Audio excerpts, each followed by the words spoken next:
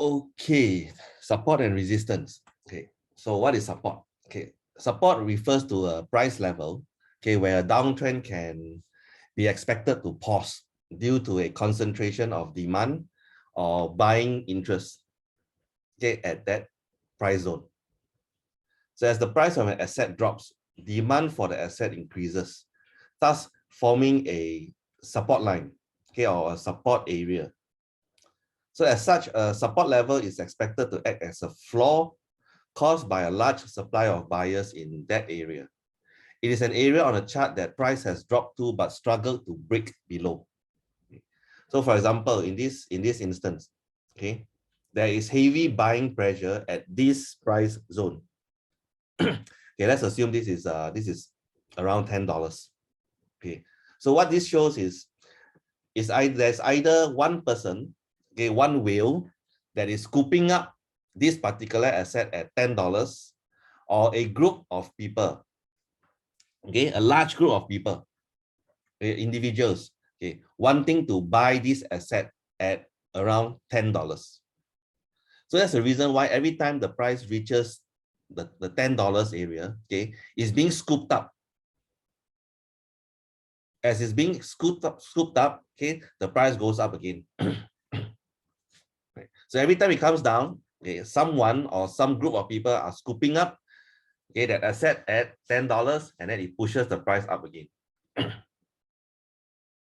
Okay, so that is what this chart is telling us. Right. So the opposite is true for a resistance. Okay, so basically, a resistance refers to a price level where an uptrend can be expected to pause due to a concentration of supply or selling interest at that price zone. Okay, so in this example,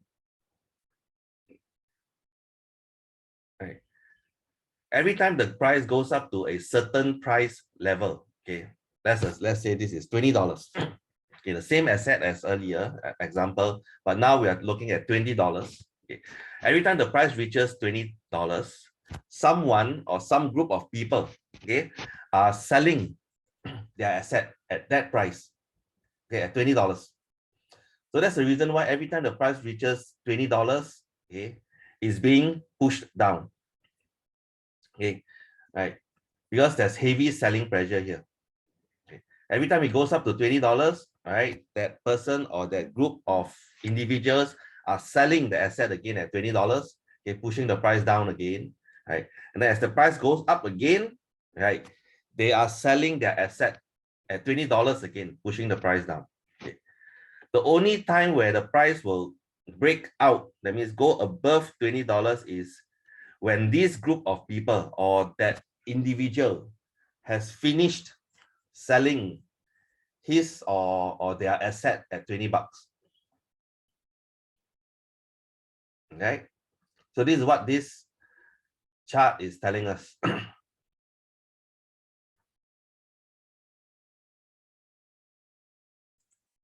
Next, trend lines. Trend lines work like support and resistance levels, but are made of diagonals instead of horizontal line. So a trend line is a line drawn, it's a line which is drawn to connect swing highs and swing lows. So what are swing highs and swing lows? Okay, so this is what we call a swing high, okay, or what we call a mountain peak at the top, the peaks. Okay. Then the troughs, or the what I usually call the valleys, okay, at the bottom is at the bottom of the V is what we call a swing low. So a trend line is used to connect the swing highs or the swing lows in order to give a clear picture of whether a currency pair is uptrending or downtrending. So for a trend line to be considered valid, right, the line has to touch at least 3 wicks or candlestick bodies.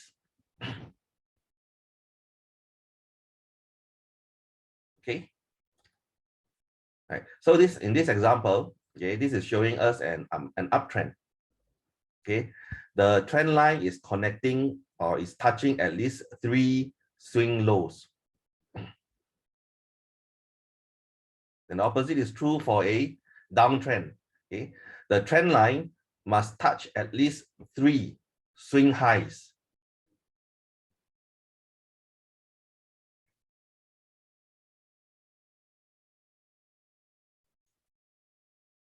Okay, right. So, any questions regarding support and resistance and trend lines? Any questions? Especially the number twos, the twos.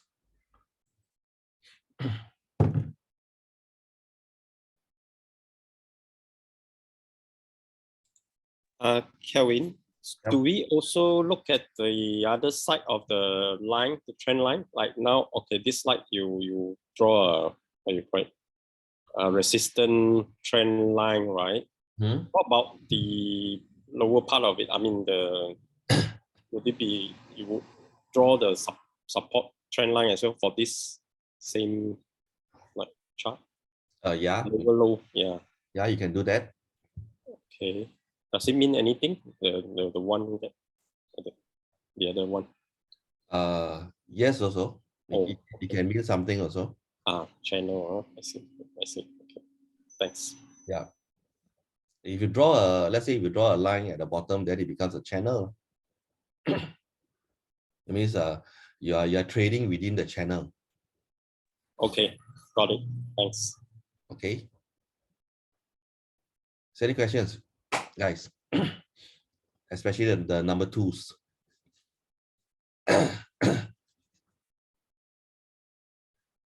There were a few number ones also. There were a few ones. What about the ones? Any questions regarding how to get support, resistance, and trend lines? Nobody. So good. You know, when I started in my trading journey, I had trouble identifying support and resistances, okay, and trend lines. Right. In fact, I struggled for a few months trying to know how to find support and resistance. So none of you have this challenge. All good. Okay. No, I have to. You have. It's like it's so subjective. Okay. Yeah. So then, do you have any questions to ask before I continue? No, I mean on the book, on the book it seems so easy lah. But when you put into actual practice, then like I'm like you, I struggle not for months, I struggle for years. Years. Oh, okay. Yeah. That really struggle. By the way, who's Right. that? Who am I talking to? Valerie. Valerie. Years. Okay. Yep. Wow. Are you still struggling now? Yes, I am. Okay. So remember to book a one-on-one with me. Okay. Okay. Okay, hello. Yep. Amil here. Yeah, So for trend lines, trend lines and for the support and resistance, you just have to put like at the highest point of each highs or each lows lah, is it? So like in the middle, it's not lah. No. Because if you like zoom in between February and April, there's like Because some there as well. in the middle, there are also supports and resistances. Right. It depends on what you are trading or how you are going to trade. You get what I'm saying? So if we are doing like short term sort of thing, we zoom in closer and find the trend line. Long term or whatever, and also it depends on what time frame you are using. Okay, thank you. Okay. Right.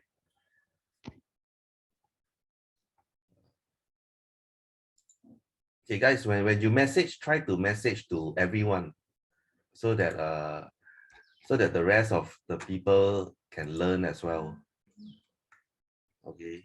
So Key says the difficulty in drawing trend lines because differs from day to hour charts. How far do we need to zoom out? Okay. Like I said, it all depends on what time frame you want to trade on. Yeah, the principles are the same. Okay, whether you're trading on a daily chart or weekly chart or hourly chart, okay, the principles are the same. Okay, for example, the line has to touch at least 3 points, swing highs or lows, to consider valid.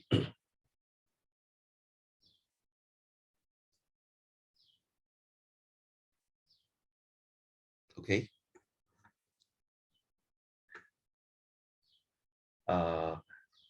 Not recent 3 points, okay, as many points as possible.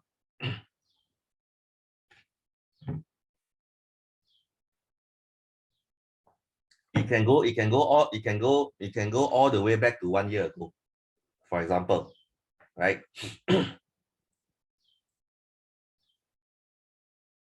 Kelvin, what's the logic behind this trend line? Okay, just now you mentioned the support or the resistance is clear because someone is holding that, Yeah. that asset until they finish, then you have the breakup. But what about this trend line? What's the logic? Because it's like getting down lower and lower. It's the same thing. Same thing. It's the same That means they are adjusting their selling price over Yeah. time, or how? But remember, we are not the only traders in the world. Mhm. There are, I don't know, possibly millions of traders in the world. They are looking at the same thing you are looking at. You get what I'm saying? They also studied the same thing that we have studied or you are studying now. Let's say, for example, trend lines. Okay, so by understanding, let's say this example, right? So let's say a lot of people are looking at this chart. They are trading this particular asset. Okay, they have drawn the same trend line over here as you, right? So what we normally do is, okay, when the price hits the resistance trend line, okay, what do we do? Sell. Sell. We short, right? Yeah, short or sell. What about the rest? Agree or not, guys? Normally when the price hit the trend line, we expect it to bounce down. Okay, we open a short position here, correct?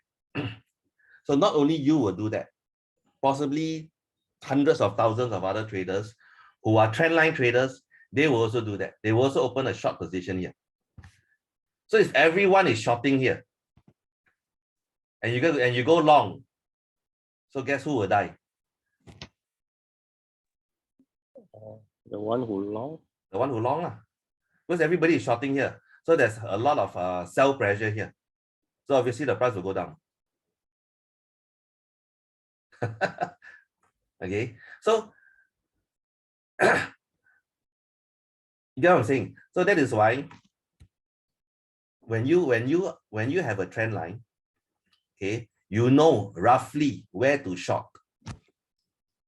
Okay, you short at a point where almost every trader is shorting.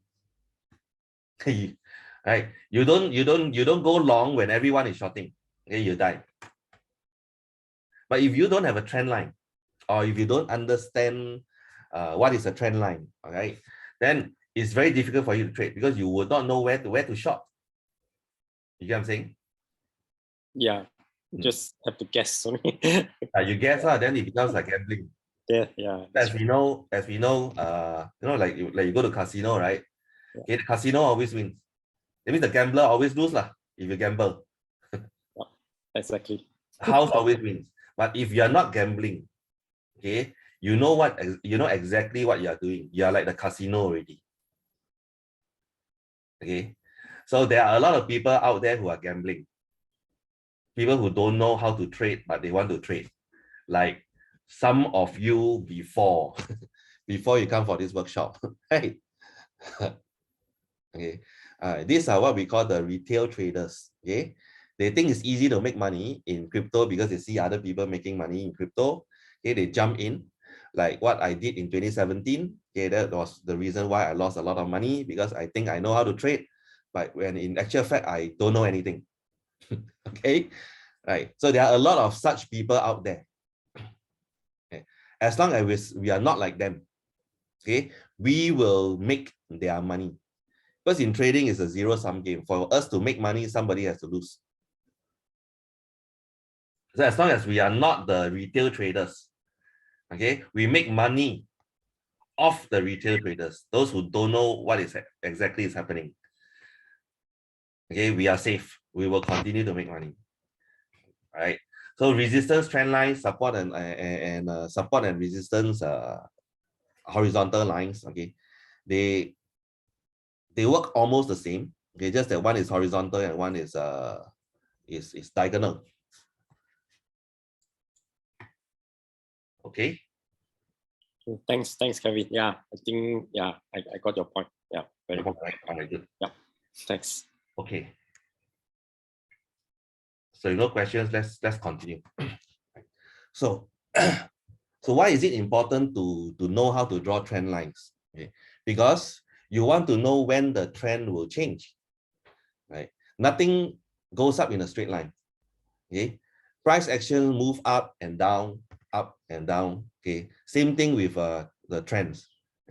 Okay, the trends move up, down, up, down, up, down. Okay, so how to identify or how to identify that the trend is going to change from an uptrend to a downtrend or from a downtrend to an uptrend? Okay, you look at the break of a trend line, because the break of a trend line is the first sign that the trend is coming to an end, and this serves as an early warning sign for traders. Okay, so for an uptrend, the break of the trend is confirmed when the price moves through it and closes below it. Okay, look at these two words. Okay, closes below. Okay, remember the candlestick pattern? We have an opening price, the body. We have an opening and closing. Can you remember that? If you can, type 1. If you cannot, type 2.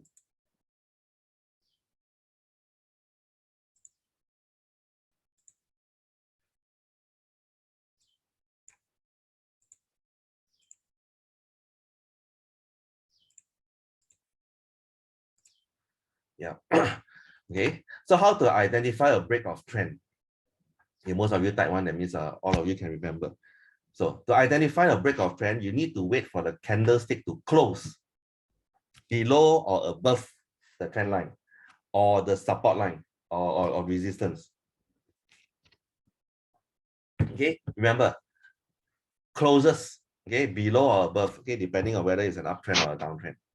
So in this case, for an uptrend, you want to wait for the candlestick to close below the trend line, okay, to have a possible confirmation that the price, that the trend has changed from an uptrend to a downtrend. Okay, so for traders, if you are holding a long position, you want to get out here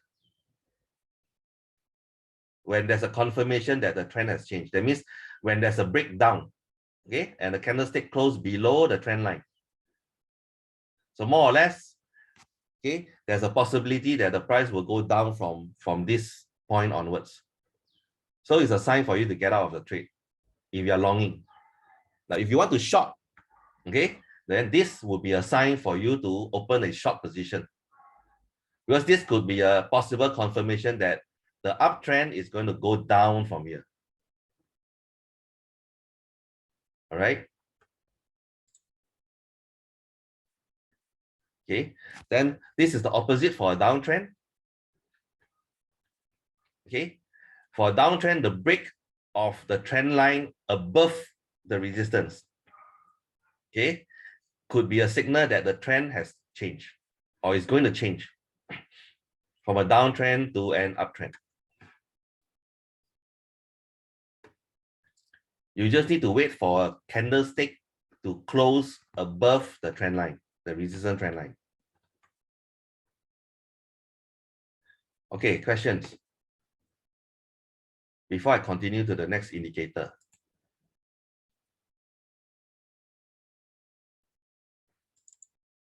Any questions? Hi, Kelvin. Austin here. Yeah, okay. For, let's say, you mentioned a 3-point start, right, for the trend line. So let's say, okay, let's take the third point, for example. the third point there you had multiple touches. So would that be considered as two or considered as one? Huh? Can you repeat again your question? I don't understand. Because if you look at okay, you see this one here. Here have two candles touching the trend line, right? Mm-hmm. Yeah. Can this be counted as two? Because sometimes when I draw the trend line, there's like 3 points, but then like 2 out of the 3 is this kind. Or should it be like 3 separate points? Distinctively. Okay, the trend line should touch as many points as possible.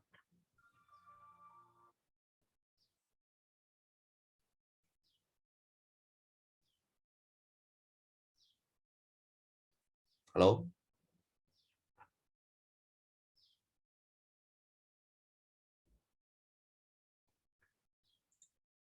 Yo, Austin, are you there?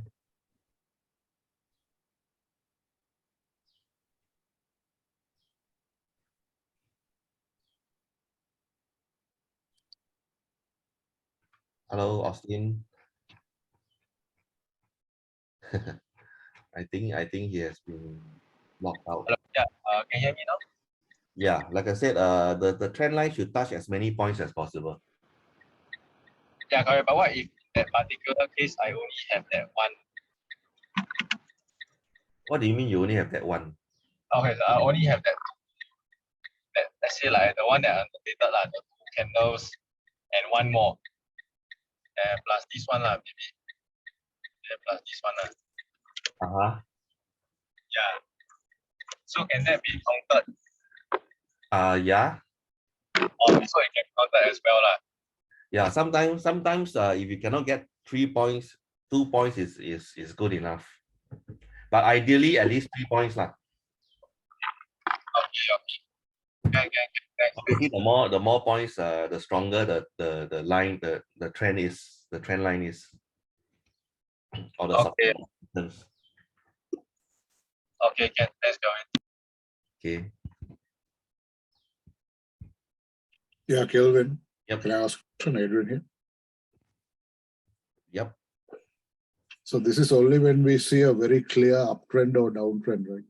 That's not for cases where, our crypto coins, which has, for instance, parabolic curves. So that obviously that's a curve. So it doesn't apply. You have to see a pretty much straight line, clear trend. Then you can trade it. Yes. Yeah. Actually, it depends on the time frame that you're using. Okay, let's say if you see a curved line or on a daily chart, right? But if you zoom into the 1 hour chart, you will definitely see some straight diagonal lines. Right on. Like for instance, Bitcoin last year was 60K, then it dumped to 20K, and now we are trading that 18 to 20K in the rush class. So that's basically on the daily and the hour charts, right? Not on anything more than that. Sorry, what are you saying? With regards to the time frames, I guess we have studied the 1 day and the 4 hour charts, but what you're showing us maybe, say I have never traded the weekly charts, but it's the same principle of that, right? It's the same principle.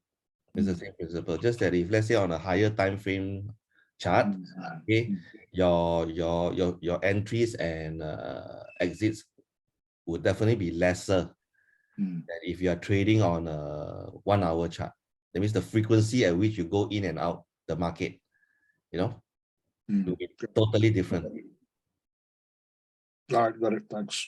Okay. All right, guys, any questions regarding breakouts? This is important because as a trader, you need to learn how to trade breakouts.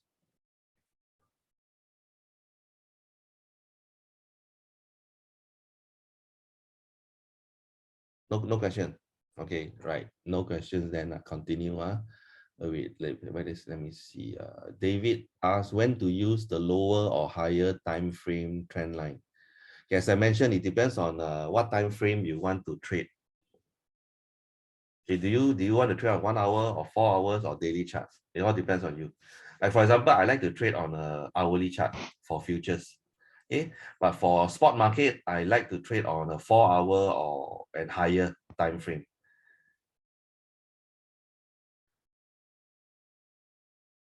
So that's how you decide, okay, when to use a lower or higher time frame trend line. You decide, okay, which time frame you want to trade on. Okay. Okay, last call. Final call for question. Yeah, Kelvin, just a follow-up question. On the chart, I noticed it's Ethereum perps 8-hour time frame. Yeah. Yeah. So any difference between the 8-hour and the 1-day chart? On the 8-hour chart, you see more candles during the same period. 8 candles as opposed to one candle on the 1 day. 1-day chart. Okay, let's say for example, on a 1-day chart, let's say the time frame at the bottom here is 1 month. Okay, for example, 1 month from March to April. On a daily chart, you will see 30 candles from March to April. Okay, so on an 8-hour chart, obviously you will see more than 30 candles. So that's the difference.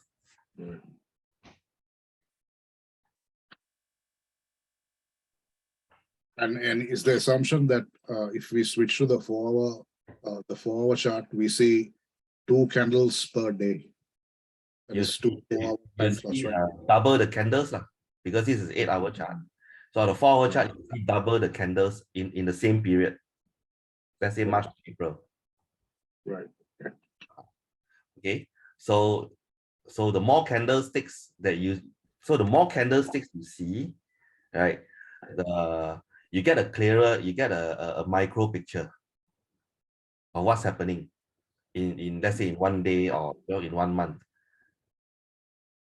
So a typical trading day is 8 hours, right? If I were to ask it depends on you.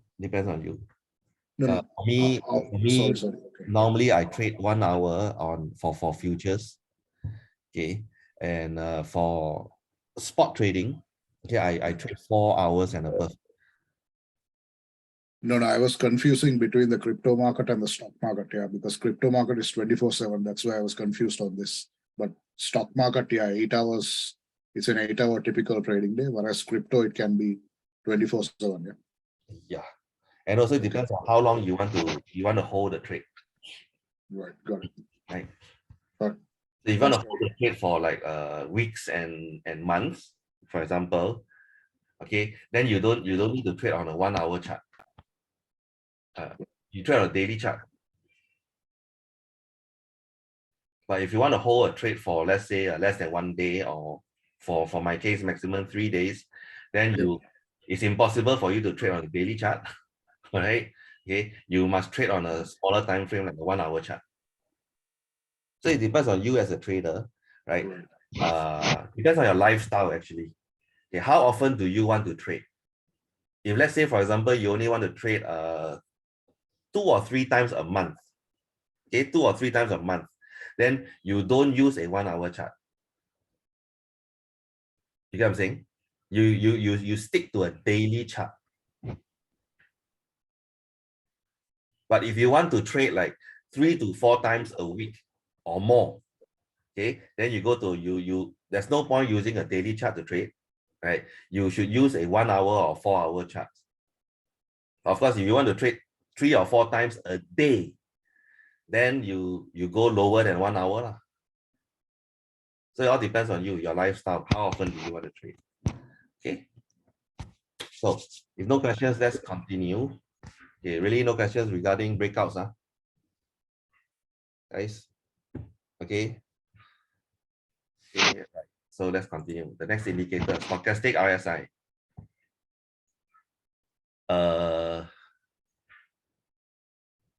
Yeah. Just now, who drew those circle and arrow on my on my Austin. Can you erase it? Okay. Austin, Sorry. Okay. I always can you erase what you drew on my chart? And by the way, how do you do that? How do you hijack my laptop?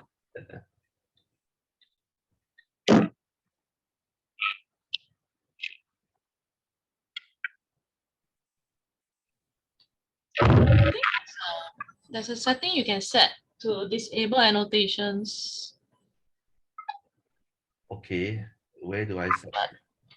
It's on the web portal, not on the Zoom app itself. wait. I'm trying to figure out. Okay, disable annotations for others, but how do I erase it?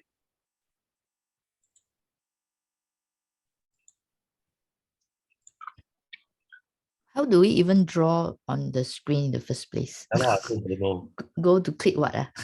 I found how to disable annotation for others, but I can't find how to get rid of the annotation.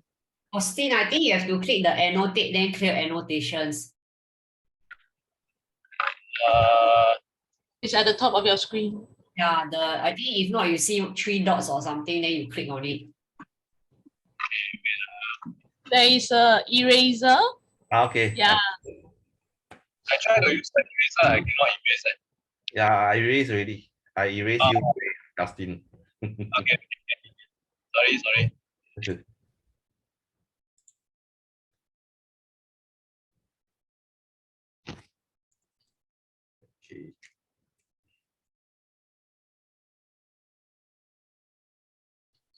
Wait a minute.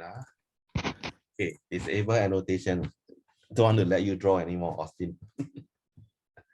Okay, so next, stochastic RSI. So basically, stochastic RSI is a technical analysis indicator that ranges between 0 and 100. It is used to determine whether an asset is overbought or oversold. So a stochastic RSI reading above 80 is considered overbought, while a reading below 20 is considered oversold. So what is a stochastic RSI? Okay, this is how a stochastic RSI indicator looks like. Okay, so it consists of 2 lines and a blue zone. Okay, this light blue zone. Okay, right. So the blue line represents the stochastic line, and the red line represents the signal line. Okay, so you don't have to really know what are the lines all about. Okay, all you need to know is how to read this stochastic RSI indicator. Okay, so whenever the stochastic line and the signal line, that means the blue and the red line, is above this 80 area, okay, 80 to 100 area. Okay, this is what we call the overbought zone or the overbought area. Okay, at the bottom over here, that means between 0 and 20, okay, this area is what we call the oversold area. So how do we use the stochastic RSI indicator to trade? Okay, very simple. Whenever the stochastic RSI is above the 80 in this area, okay, so generally what traders do is they sell or they short, they open a short position. Okay, whenever it's below, they open a long position or they buy an asset. Okay, but stochastic RSI, this indicator works well only on higher time frames. Okay, on lower time frames, it is not that accurate. I repeat again. This stochastic RSI indicator works well on higher time frames like a daily chart or a weekly chart. Okay, but on a 1 hour chart, it is not that effective. Okay, which means on a daily chart or weekly chart, okay, you can safely buy whenever the stochastic RSI is at the top and sell whenever the stochastic RSI is at the bottom. But on a 1 hour chart, okay, it's dangerous to do that. Okay, so what I generally do on a 1 hour chart is I will wait for the stochastic RSI to go down into the blue zone, okay, before I open a short position. Okay, or to go up before I open a long position.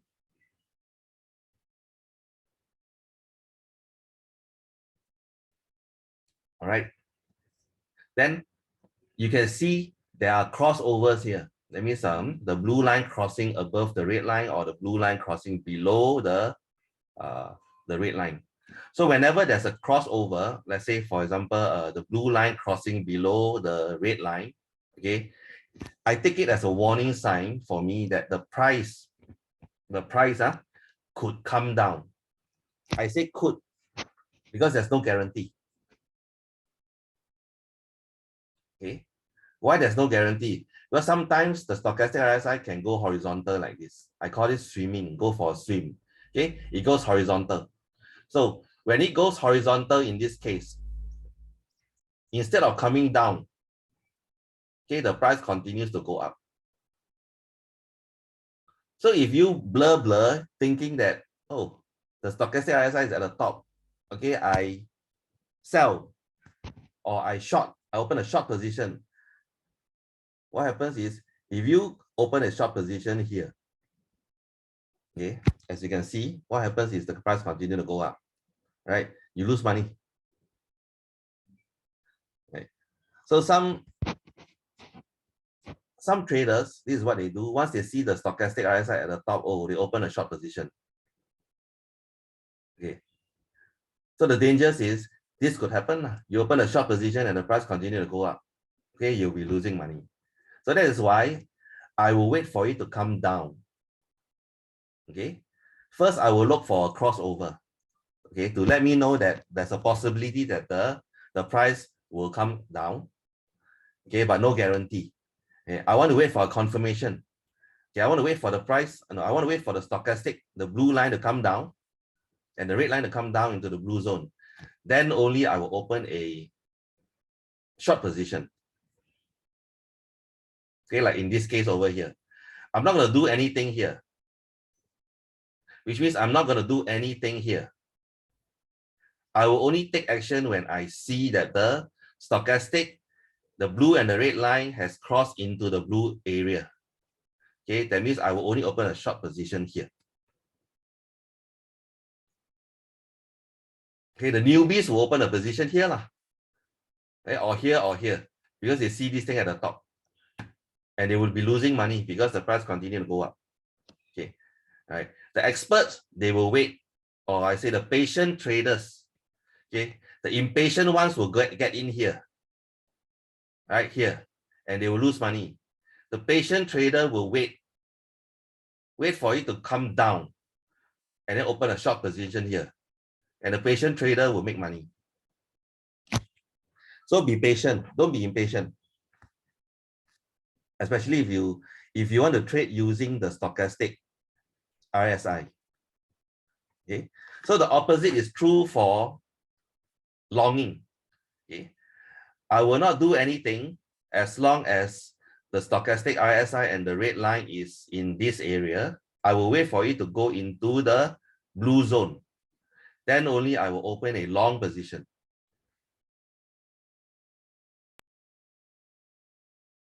All right, I will not do anything here. Okay, the reason is because the stochastic RSI can go horizontal. Okay, there's no guarantee that it will come back up. It could go horizontal, and if it does that, the price will continue to go down. So if I open a long position here, okay, and if the price continues to go down, I lose money. My stop loss will be hit. Okay. So be patient, guys. Right? Wait for the stochastic to go back into the blue zone, then you enter. Okay. But as I mentioned, if you are trading on the daily chart and if you are using it for spot trading, okay, I use daily chart as I mentioned for spot trading, right? So So for spot trading, it doesn't matter whether I buy Bitcoin at $10,000 or $20,000 because I'm buying it to hold it, to hold for long term, because I expect it to hit 100,000. Or it doesn't matter whether I buy Solana at $30 or $20, because I'm expecting the price to go up to $100 and I'm preparing to hold it long term. So if that's the case, then it doesn't matter when I buy. Okay. Because I'm going to hold it long term.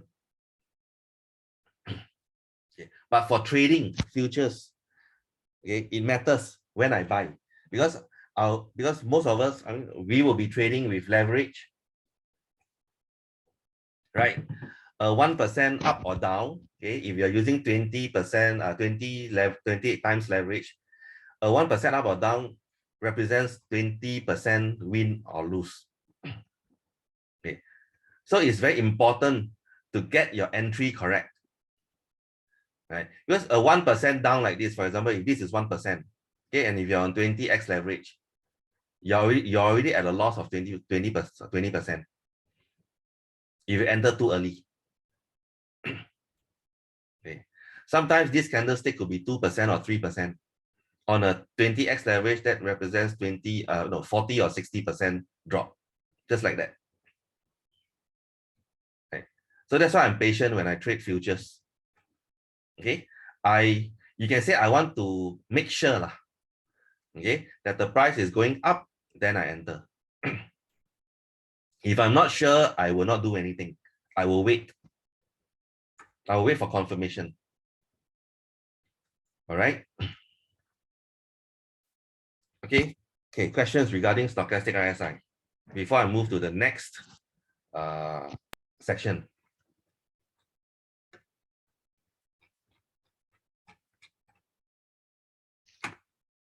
Guys, this is also important. Kelvin, what's the setting for the RSI? Use the default setting. Okay. Use the default setting on trading view. No need to touch anything. Okay, noted. Thanks. Kelvin, before the line goes into the blue zone, they will always cross over first, is it? Yep. Thank you. The stochastic will always cross up or down the signal line. Kevin, one question. There are some areas where the lines are within the blue zone and they are crossing over. Should we take note of those? Okay, the rule of thumb, right? I mean, you can open a short position here if you want to, or a long position, somewhere in the middle. But generally, okay, we trade, okay, or we open positions only when the stochastic is at the overbought or oversold region. Okay, thanks. If in the middle, try not to do anything. Okay, thank you. Yep. Naveen, Sulin here. Just to check. So let's say we do a trade at the oversold or the overbought, right? Then after that it continues. But then if let's say the candle becomes like it change direction, then what do we do? Okay, what do you mean by change direction? So that means like you see maybe let's say you do a long lah, right? Then suddenly you see the candle start to change in the blue zone to go into a reversal, right? Then do we exit the trade or we just continue and monitor to see what happens first? Continue to monitor and see what happens first. Okay. Okay, because if you look at the charts, right, generally when let's say the stochastic RSI, let's say it has gone down into the blue zone. Okay, if it continues to go down, okay, generally, right, the price will go down. Okay. If it continues to, if it goes into the blue zone from the bottom and it continues to go up, generally the price will go up. Okay. You can see very clearly here, right? The stochastic is going down. The price from here to here is going down, right? Over here goes up. From here to here is up. From here to here, down. Here to here, also down. Okay. generally the price will follow the movement of the stochastic RSI. But it lags a bit, right? Yeah, it lags a bit. Okay, but generally it will follow lah. Okay. Okay, right. So as I mentioned, how I use stochastic to trade is I will wait for it to either go down or go up before I take action. Okay, right. Our job is not to catch the absolute bottom or the absolute top. It's impossible to do that. Okay, if you can do that, you are the god of trading already. Okay, it's impossible to catch the absolute top or the bottom. Okay, but what we want to do is get a confirmation and then catch it as it is going up or as it is coming down. Okay, as traders, okay, we trade with probabilities on our side. That means we trade with confirmation. Do you recommend any time frame? It works on all time frames. Doesn't matter what time frame you are using, the principles are the same. Okay, Adrian V asks, blue zone is between 40 and 80. No, 20 and 80. Yep, correct, David, 20 and 80. So you don't have to do anything to the stochastic RSI. Okay, just use the default settings.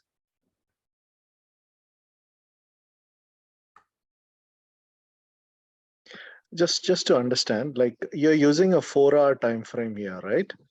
So when we enter a position, is it are we doing day trading? Are we trying to close it by end of the day, or are we trying to swing and keep for a couple of days to achieve It's up to you whether you want to be a day trader or a swing trader. If you want to be a day trader, then you close your trade within the day. But sometimes if your position are going in your favor, why do you want to close, right? Like Alchemix, for example.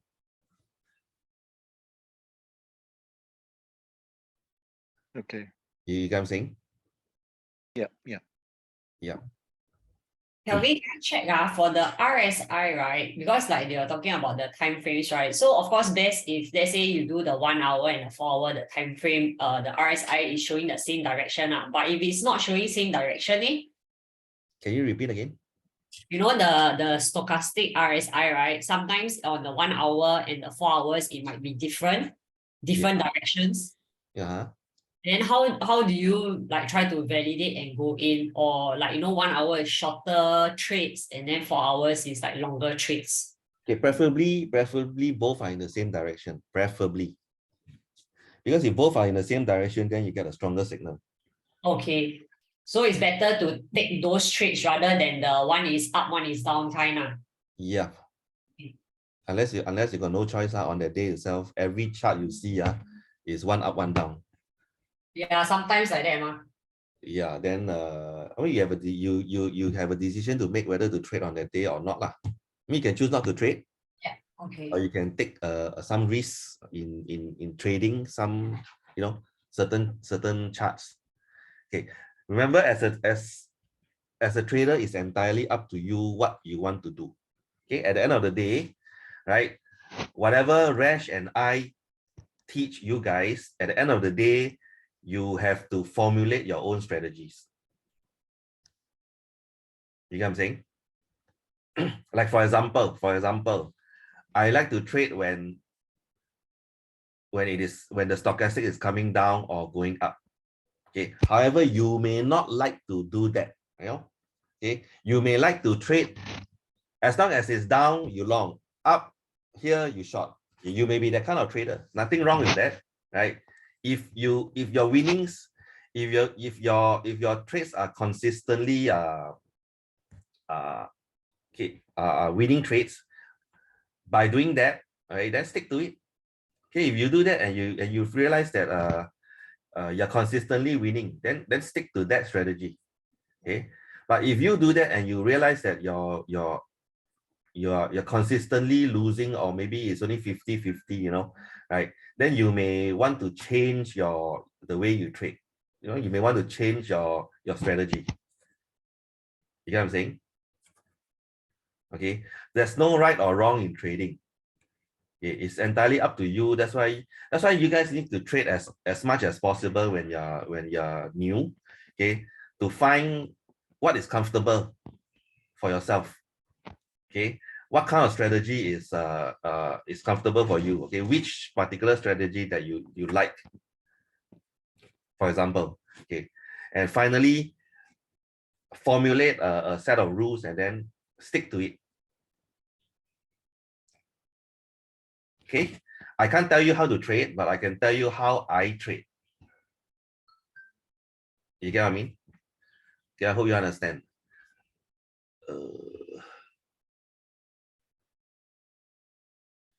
Okay, Young, I haven't got to the take profit and stop loss yet, so you are jumping the gun. Okay, later I'll cover this. Okay, how to set take profit and stop loss. Okay, next one will be to reconfirm the stochastic is to be used. Okay, Adrian, you can use the stochastic RSI at any time frame. I'm using it on a 1 hour time frame also. Okay, this stochastic RSI can be used on any time frame. Okay, it's just that on a higher time frame, like a daily chart, for example, okay, I don't need to wait for it to go down to enter. Okay, why? Like I said, on a daily chart, I'm trading spot, which means I'm buying coins to hold for long term. So it doesn't matter whether I buy Bitcoin at 10,000 or 20,000 or even 30,000, because I'm holding it for long term. Okay, so I don't need to be that accurate, you know. Okay, where I should enter or where I should exit for spot trading. Okay, but for futures is different thing. As I said, because a 1% up or down could mean a 20% win or loss if I'm using a 20x leverage. So I need to be very accurate to the dot. Okay, where I enter and where I exit. Okay, of course, if let's say you are trading on 1x leverage or 2x leverage, okay, then you don't really need to be that accurate. Okay, probably, if you are the type who don't like to wait, you want to just get in when the stochastic is at the top, get out when stochastic is at the bottom, or long, sell here, long here. Okay, then I would advise you not to use too high a leverage lah. Okay, the higher the leverage you use, the more accurate you need to be. That's a standard rule of thumb. Okay. Last call for questions on stochastic RSI. Kelvin, the crossover must happen outside the blue zone, right? Yeah. Because I noticed there are some crossover that happens within the blue zone as well. As I said, if the stochastic is in the blue zone, you don't do anything. Okay, got you. Wait for it to be at the top or at the bottom. That means at the overbought or oversold region. Okay, wait for the crossover, right? Then wait for it to cross into the blue zone. Then you take. Okay. Thank you. Okay. This is what we call resetting. It means wait for the stochastic to reset to the oversold or overbought region, depending on whether you're longing or shorting. Okay, if you want to long or if you want to buy, you wait for the stochastic to reset to the oversold region. Okay, if you want to short or you want to sell, you wait for the stochastic to reset to the overbought region. Okay. Okay, last question. No more. No more stochastic RSI. Kelvin, yep, just now you mentioned those coins that you don't mind to hold, so you don't need to be so accurate, right, and all that. So that means it's only you look at the oversold lah, because you want to get at the cheaper price, but not overbought, because overbought you are supposed to sell the asset. Yeah, overbought sell lah, asset. Okay, but if you intend to hold, or you can also sell, so that you can Yeah. catch it. So let's say now Bitcoin is okay. Let's say Ethereum now is about $30. Okay, I buy at $30. So when I wait until the price is $100, then I wait until I'll wait until the stochastic RSI is at the top lah. Then I sell at 100 or 101 or $102 lah, whatever. Okay. You know what I'm saying? Yep, I understand. Yeah, because that means you will also sell it. It's not that you will just hold it or whatever. Yeah. Okay. Thanks.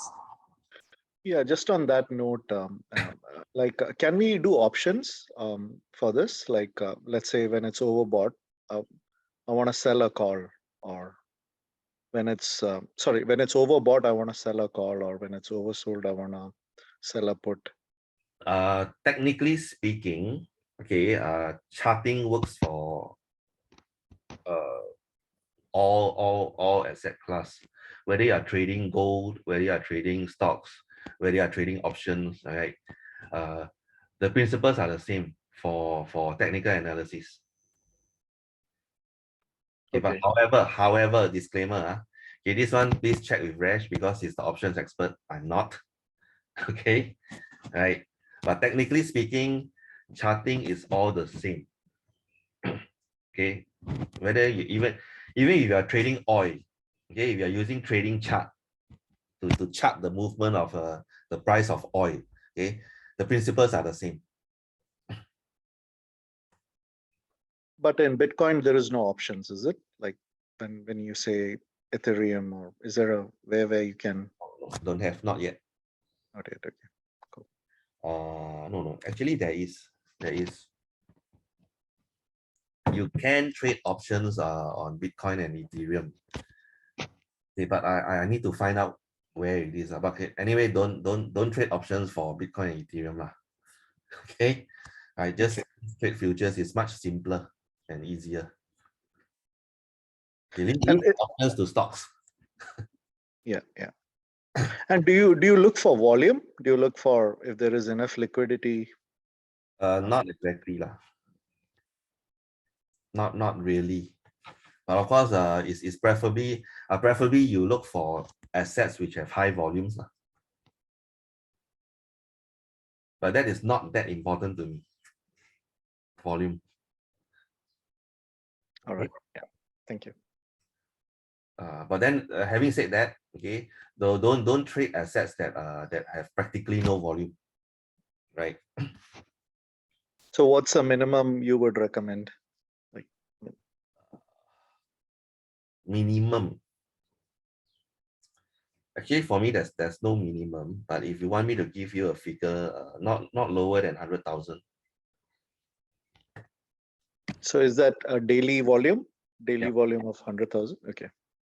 Thank you. Okay. So gotta move on. Right. Let's move on to trading strategy. Okay. So the first trading strategy, which is the simplest strategy for newbies to quickly grasp, is using support trend line and stochastic RSI. Okay. You combine these two indicators to trade. Okay. So this is what I normally use for spot trading. Okay, trend lines and support and resistance plus the stochastic RSI. That's all. That's all I use to do spot trading. Okay. So very simple.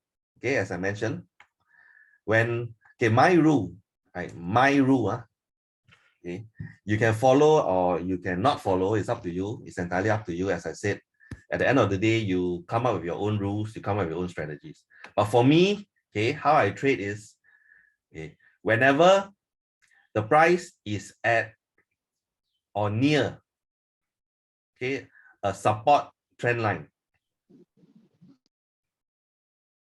or a support, okay, and the stochastic RSI is at the bottom, okay, I buy. Very simple. Yeah, I repeat again.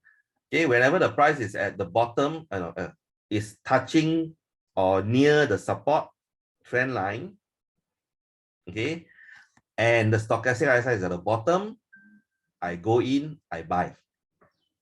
Okay, if it is not, in this case, for example, even though the stochastic RSI is at the bottom, but the price is nowhere near the support, I don't go in, I don't buy, I don't open any position. Okay, those are my rules. It has to be this and this.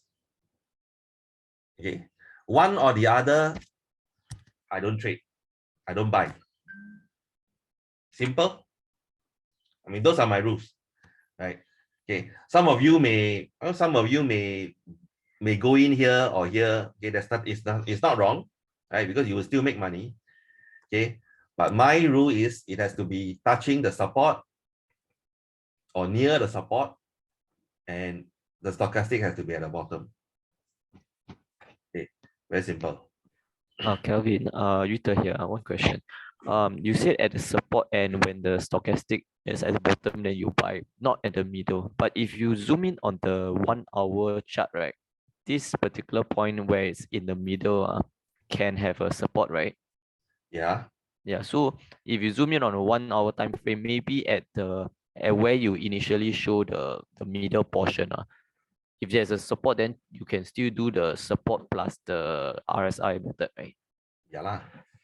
Okay. I say it depends on the time frame you are trading the chart, the time frame you are trading on. Okay. Okay. I mean, if let's say you are trading a 4-hour chart, I mean, my rules is like that lah. So of course, if you're trading on a 1 day chart, then the chart would be totally different. But my rules are still the same. Okay. Okay. Saying? Yeah. Right. Okay. As a trader, you need to have your own set of rules and you need to stick to it. You cannot change here, change there, change it there. Right. Right. Right. Try to not try. Okay. You must stick to your own set of rules because those are the rules that you set. You came up with those rules. Okay. Right. If you don't stick to your own rules, then why do you want to come up with rules in the first place? You get what I'm saying? Yep. Yep. Another example. Yeah, sorry. Someone wanted to say something. No. It is another example. All right. Same thing. Okay, when the price touches the trend line, okay, I buy. When the price touches the trend line and the stochastic RSI is at the bottom, okay, I buy. If it's not, like in this case, even though the stochastic is at the bottom, I don't buy. I don't do anything. Okay. So if you just follow this strategy, right, this is very simple for newbies to just follow. Okay, generally you will make money because you buy here, you can see the price goes up, right? So at this range, for example, okay, it doesn't matter whether is it 180 or 185 or 190. Okay, you will still make money if you sell here at 260 or 250. Okay, same thing here. It doesn't matter whether you buy at 190 or 200 or $210. Doesn't matter. Okay, you just buy and you sell here. Okay, when the stochastic RSI is at the top, then you will still make money. Okay, same thing here. Doesn't matter whether you buy at 230 or 235 or 210. Okay, just buy. Okay, you will make money. But of course, you got to hold it for a longer term. So that is why I repeat again, when I do spot trading, okay, I don't need to wait for it to go into the blue zone. I will just buy when it's at the bottom. However, for futures trading, it's a totally different ballgame. Okay. Right. So any questions regarding this strategy? Support stochastic RSI. Do you consider the SMA, like SMA 200 or no. SMA 50? You can see this is what I trade when I'm using a daily chart, or of course this example is a 4-hour chart. I'm using this as an example. Yeah, but for spot trading, I don't need the moving averages. Is okay, what you see is what you get lah. This is what I do for spot trading. Just draw a few lines. Okay, look at the stochastic RSI, and then I enter. Very simple. Okay. Okay, guys. Kevin, what about breakout? I mean, okay, if there's a trend, then this is I think a solid. Okay, breakout will be later. Okay, breakout is different, right? Okay, so this one is yeah. Simple strategy. Okay, very simple. Almost everyone can follow. Okay, thanks. Right, just draw a line or two lines, straight lines, get your support, and then look at the stochastic RSI. Okay, once the stochastic RSI is at the bottom and the price is touching your support, enter, buy your Bitcoin or buy your Ethereum or buy your Solana, and then hold until it reaches the price that you want to sell. Wait for the stochastic to be at the top. Okay, sell. That's all. Very simple. Yeah, Okay. just one thing related to that. What if in the higher time frame, let's say it's in a downtrend, but let's say in 4 hour it's in an uptrend or something, where it's contradicting. As I mentioned, do we need to consider the higher time frame trend, or we should stick to the lower time frame? as I mentioned, which time frame do you want to trade on? Like in the long term, it appears as if it's in a downtrend, but Okay, in the middle, like you might. If you are buying, let's say if you are buying Bitcoin for the long term, it doesn't matter. Eventually, the price will come back up. Right? As I said, it doesn't matter whether you buy. I mean, if you believe that Bitcoin is going to reach 100,000 and you're prepared to hold it until it reaches 100,000, then it doesn't really matter whether you buy Bitcoin at 10,000 now or 20,000, right? I mean, it doesn't really matter when the price is at 100,000. Okay, you still look like a superstar, even if you bought Bitcoin at 50,000. Okay, you know what I'm saying? Yeah, so here there are two mindsets, right? One is the investor mindset, where you're waiting till it comes to that. And then there's the trader mindset, where you want a short-term return. Yeah. Yeah, so you're saying like, yeah, we should be long-term in our thinking, right? That we shouldn't be looking for a quick. I'm saying if you are buying Bitcoin for the long term, then you got to think like a long-term investor. But if you are trading Bitcoin, then it's totally different. Okay, that's why I said, okay, I use this strategy only for spot trading, only when I'm buying coins to hold for the long term. Okay, I don't trade futures this way. Okay. Yes, I mentioned, okay, for futures, I always wait for it to go into the blue zone. That means I want to wait for confirmation that it is going up, okay, for example, then I enter. But if I'm buying a coin to hold and put into my portfolio, okay, it doesn't matter. As long as it's at the bottom, something like that, I will go in. Because I'm buying here at the bottom, okay, let's say, for example, I take this for example. It doesn't matter whether I buy at 230 or 240 or 250. Okay, if I'm going to hold Elron until it reaches $1,000. You get what I'm saying? Okay. But if I'm trading futures, then as I mentioned, okay, it's different because a 1% move, okay, could mean 20% if I'm using 20x leverage. So I will wait until it goes into the blue zone. I will wait for confirmation that the price is going up, then I will enter. And of course, I would also use other indicators like moving average and stuff, because I need to have more confirmation because I'm playing with leverage. Okay. Yeah. Right. So this is a very simple strategy for investors. Even if you want to trade this using this strategy, it's possible. Just that you trade on my advice is you trade on a longer time frame, like a 1-day chart. That means 1 month, you only go in 2 or 3 times. You get what I'm saying? Yeah. Okay. All right. So next one. Hang on, Kelvin. I was waiting for a chance to talk. Kelvin, I ask you, if let's say right, you want a day trade, so means like you finish the whole transaction in a day, right?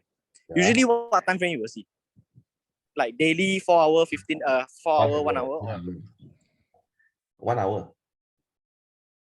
for like day trade, you will see 1 hour. Yeah. Sometimes even 30 minutes. Oh, okay. So it's not that. So if you see 4 hour and 1 day is more of like a couple of days to 1 week kind of trade lah. Yeah, for long-term trade lah. As I said, I mentioned like 4 see. hours. I use 4 hours and above for spot trading. I see, but your spot trading is more for like really long term hold ma. But wait, sorry when you say spot trading, you don't mean that you will trade the spot and hold one, right? No, when I say spot trading, I will buy the coin and hold. The purpose of me doing then spot isn't that trading is to buy the asset and put into my portfolio. I see. I don't need, so that's why I don't use a 1 hour time frame. I use a 4 hour and above. I see. Okay. I don't need to know how fast the price move because I'm going to hold it long term. You know what I mean? Yeah, understand. So as I mentioned again, okay, for the coins that I want to hold long term, it doesn't matter whether I get in at, let's say Solana, whether I get in at 25 or whether I get in at 30. It doesn't matter, right? I'm going to hold it for long term. Right. But for the difference of $5 for Solana is how many percent right now? It's more than 1%, right? Yep. Almost 2%, correct? Yeah. So if I'm trading on a 20x leverage, that is 20 to 40% difference. Yeah, understand. Not anyhow go in. It matters whether I go in at 25 or 30 if I'm trading futures. You get what I'm saying? Yeah. I need to Understand. keep a 1 hour chart. Okay. I need Understand. to be very accurate in my entry. You understand now? Yes, I understand. Right. So right now, this strategy I'm showing you is for the newbies, okay, for y'all to start trading, okay, effortlessly, I would say, right, just by following these rules. Draw a line, okay, whether is it a trend line or a horizontal support line.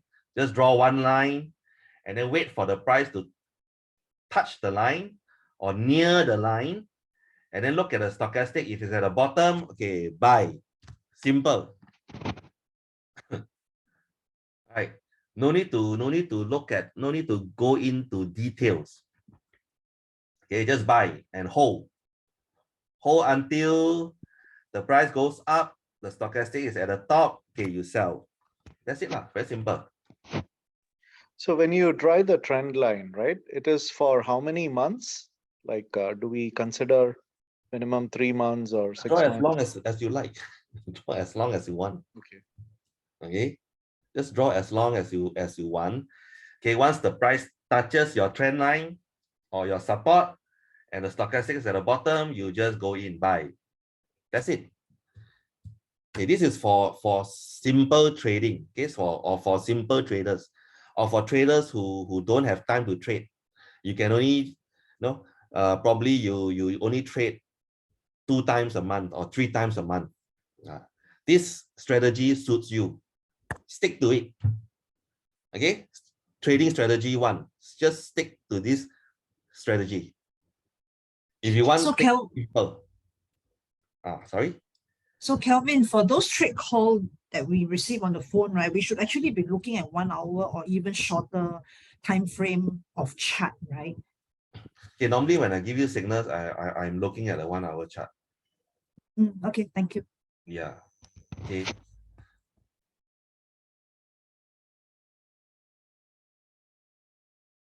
Okay, guys. Okay, this is a simple strategy of all. All right. If you just master this strategy, okay, anyway, I have about 4 or 5 more strategies to show you. Okay, but if you just master this strategy alone, okay, you can make a lot of money in the crypto market. Okay, trust me. All right, but you have to play a long-term game lah. All right. Is there a screening method for it instead of we having to look at the chart like every day to look at There, it? sorry, is there a what again? A screening method. Well, you can Otherwise, we have to go back to the chat every day, right? you can set alerts. Alert. Oh. Okay, let's say for example here, let's say you draw this line. Okay, let's say we are here now. Okay, we are here now, right? Let's assume all these haven't appeared yet. Okay, so let's say the price goes up. You can agak roughly. Okay, as long as, let's say the price is coming down here, right? So you can just estimate. Okay, the price will come down to around this area. Okay, so you just set an alert here lah. That means, for example, if the price reaches around $250, okay, you set the alert. Good idea. Thank you. So when the price comes down to around $250, okay, TradingView will notify you. Yep. Thank you. Okay, you can actually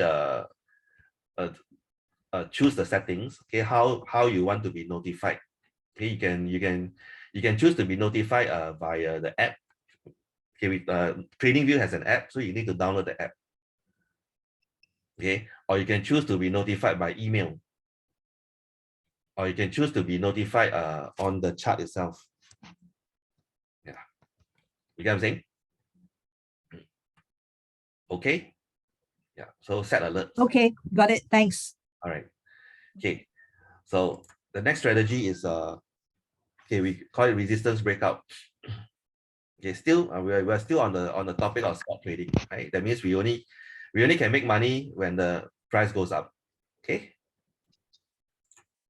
so this is another strategy that I use for spot trading. Okay, as you can see, the chart is very empty. There's no trend lines, nothing, right?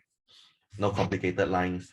Okay, so same thing. I will draw a line, trend line. Once breakout, close above trend line, buy. Very simple. Okay, of course, why there's no stochastic RSI over here? Okay, because when the price is breaking out, okay, your stochastic RSI will not be at the bottom, it will be at the top because the price is going up. Or your stochastic RSI could be somewhere in the middle, in the blue zone, okay, moving upwards. So in this case, if I want to trade a breakout, I will just ignore the stochastic RSI. Okay, breakout, I buy. That's it. Still simple. Another very simple strategy for newbie traders. This is how you trade a breakout. Okay, wait for a close, a candle close above the trend line. Okay, as you can see over here, there are this red candlestick is a wick. There's a green wick over here. Okay, so when you see wicks breaking out of a trend line, you don't do anything. Okay, you must wait for a candle to close above the trend line, then only you buy. Simple, guys. I don't know, some of you may be wondering, so simple my trading? I thought it's very complicated. No, it's not. It's actually very simple. So just one question here. What if the RSI shows above 80 while it's breaking out? It doesn't matter. Okay. The RSI will definitely be either above 80 or in the middle of the blue zone. It will not be at the bottom most of the time because the price is breaking out, is moving upwards. So if the price is moving upwards, okay, most of the time the stochastic will be either in the middle or near the top. Okay, of course, the ideal situation is there's a breakout and the stochastic is at the bottom. That's the best. That one you don't need to think, no need to think too much. Okay, just buy. Because generally, whenever there's a breakout, okay, the price will continue to go up. If you look at the charts, most of the time, whenever there's a breakout, the price will go up. Okay, simple, right? Actually, trading is very simple. It's not complicated at all. Okay, once you know how to trade, okay, it's very, very simple. Okay, it's just a matter of drawing one line, two lines, boom, that's it. Go in. Okay. Right. Another example, all right. Breakout, go in. Adrian, why you say no? It is simple. Okay. It just takes practice. Okay. Just draw a line, wait for breakout, go in, boom, that's it. Hold. Okay. Of course, I'm not talking about futures now. Okay, I'm just talking about spot trading, simple. Okay, buy and hold for maybe a week or two or 1 or 2 months, and then after that sell. Okay, so that's why for spot trading, I don't really need all the bells and whistles, all the other indicators. Okay, it's very simple. All right, another example. Okay, this is a horizontal resistance. Okay, wait for a breakout. See, over here, there's no breakout. Okay, it's just a wick only. It's just a wick extending above the resistance area. Same over here, wick. Okay, over here almost breakout but didn't close above this resistance area. Okay, wait for a breakout.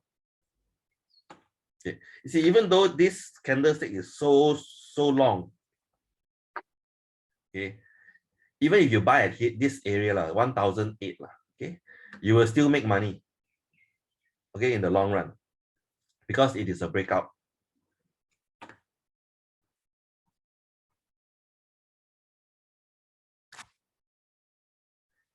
Okay, David, later, okay, later I'll talk about a false breakout. Okay, guys, so far so good.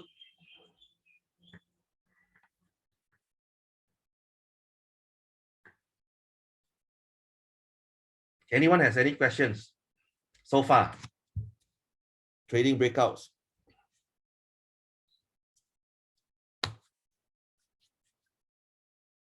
Last call. Kelvin, you mentioned this strategy is only for spot trading. Why can't it be used for future trading? I mean, can also. Can also. You can even use it for stock trading or options trading. Oh, I'm saying thank you. use it for spot trading. Oh, okay. It doesn't necessarily mean you can't use it for futures trading. Okay, for futures trading, I don't use this strategy because I'm trading with leverage. So I need to use more indicators. Understand. Okay, right. And this strategy is also for okay, most newbies to start trading, to catch on. Okay, because it's very simple. Just draw one line, okay, or two lines, and then wait for breakout, enter, buy. Okay, right. Okay, now what if it's not a breakout? Okay, what if it's not a breakout? Okay, this is what we call a false breakout or a fake out. Okay, now a false breakout is when price temporarily moves above or below a key support or resistance level. Okay, but then later retreats back to the same site as it started. Okay, for example, what if it's this? What if it's a fake out? Well, the candle did close above the resistance, but instead of continuing its upwards momentum, it goes down. Okay, remember, all right, all these indicators, all this strategy is not 100% foolproof, right? If it's 100% foolproof, nobody will lose money in trading. Okay, right? It's not 100%, okay, but most of the time it's accurate. You gotta remember that. Okay, so this is an instance where it's not accurate. Okay, the candle closed above the resistance but did not continue. Okay, So what if it's not a breakout? So what are you gonna do? Okay, there's no guarantee after a breakout the price will continue to go up, but most of the time it will continue to go up. But in the instances where it doesn't continue to go up, how? Right, you open a long position here. Imagine you open a long position here, then the price go down. Wow, die, man. Right? Yeah. Okay, this one also die, but not as bad as this lah. Right. So what do you do? Or how do you trade? Or what kind of strategy, can you adopt, okay, to combat against a false breakout? Okay, very simple. Okay, wait. Another examples of false breakouts, right? Fake outs, fake outs, fake outs, fake out. Well, this one is really this is what we call a what's that word?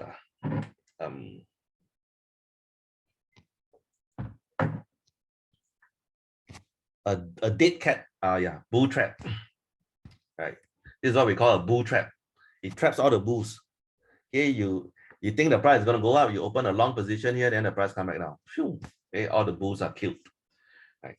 So what if it's not a breakout? So what can you do? Right. Okay. That's where the third strategy comes in. Breakout plus retest. Okay. So what is breakout plus retest? Right. So that means instead of opening a position at the first breakout, okay, you wait for it to go up, then come down and retest. Okay, because whenever there's a retest, okay, the chances of the price going back up is higher. So some patient traders, okay, patient traders, or I'll call it the more conservative traders or the careful traders, they will wait for a retest to enter a buy position or a long position. They will not enter here. They will just take note, wait for the price to go up and come down to retest, and then they buy.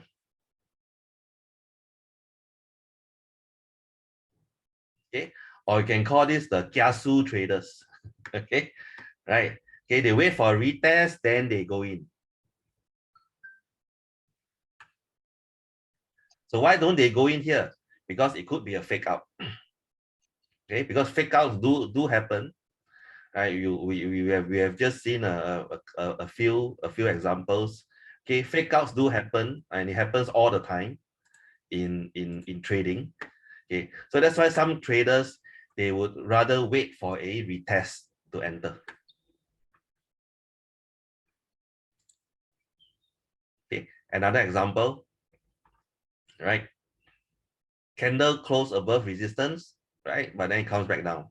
Okay, so wait for a breakout, retest, okay, then you enter. Breakout, retest, okay, boom. Okay. It works for trend lines as well. Okay, wait for breakout. Oh, this is a very high breakout. Okay, retest, and then boom. Okay, this is a even longer upside compared to this. Another example, breakout. Okay, there's a small upside, retest, and even longer upside.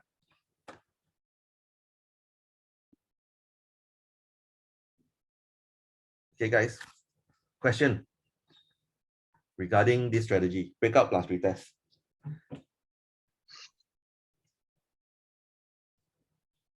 At what point do you buy? Like, is it when it goes higher than the high of the previous candle? Okay, same thing. Okay, wait for the retest, and if the stochastic RSI is at the bottom, okay, you buy. Because if there is a retest, that means price coming down. Generally, the stochastic RSI will be also going down. So preferably at this area here. Okay, the stochastic is at the bottom. That's where you buy. Kelvin, can I check, right? So if let's say we play breakout, right? So let's say you play the breakout, then at the point A, you must see like a reversal candle. Then at most you exit first lah. Then you wait for the retest, then you buy again.